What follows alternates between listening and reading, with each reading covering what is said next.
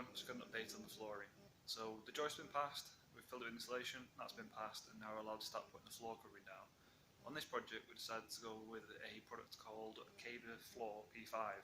It's by a company called Caber Deck. Now it has this protective covering on it, so once you've finished, instead of having to scrape all your plaster up, all the paint up if they've left anything behind, which they shouldn't do, all you have to do is simply just cut around the corners and it just seals up with your nice clean flooring ready for your carpets going down. Now this product can be used before the building is complete. Now what you do with it is use this joint and joist. It's expanding PU adhesive and it seals all the joints. Now once you've done that, you end up with this kind of bubbling up. Simply just scrape that little bit off and you can get a tape that covers it.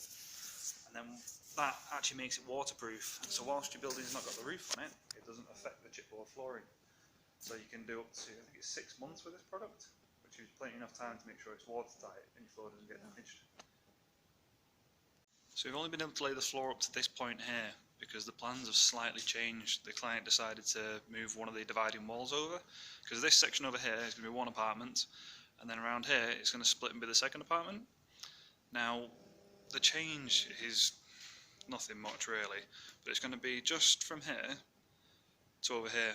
So it's had to go back in for planning permission because we're changing the size of the units, the architect's decision on that one. So we're waiting for them to come back with a decision on allowing us where that needs to be. Now the reason we can't lay the floor is because say the floor, the new wall goes here, you'll need to put noggins in to support the wall. So we can't finish off this section until we know where that wall is going and fix the noggins accordingly. So we should know earlier this week, hoping by tomorrow, and from there we'll be able to make a decision on that and then crack on and finish off the rest of this space. So we inherited this job halfway through. Previous contractor already started doing half the demolition work on it, so that's why there's still bits of plaster and things like that around. Now we couldn't safely put scaffolding up on the subfloor to take all this plaster down, so now we've actually got a safe floor to work on. We're able to finish it off, strip everything back like we have done in the other rooms where it was safe to do so. So we're able to do that now, and that's going to be one of the next stages, getting all this ceiling, all the old electrics out, getting it all nice and clean. So when you fit in this flooring product, you've got to leave a 10mm gap around all the edges, but that will allow for drafts. So what you're allowed to do is, with the 10mm gap that's around here, that's allowed for expansion, you can fill it with foam.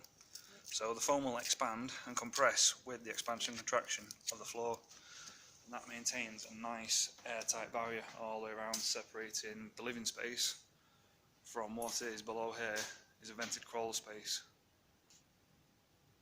All being well, the planner's letting us know by Wednesday, tomorrow, we should be able to complete the rest of that floor, and I'll be able to give you a bit of a better update what we're up to for the rest of the week. Thank you very much.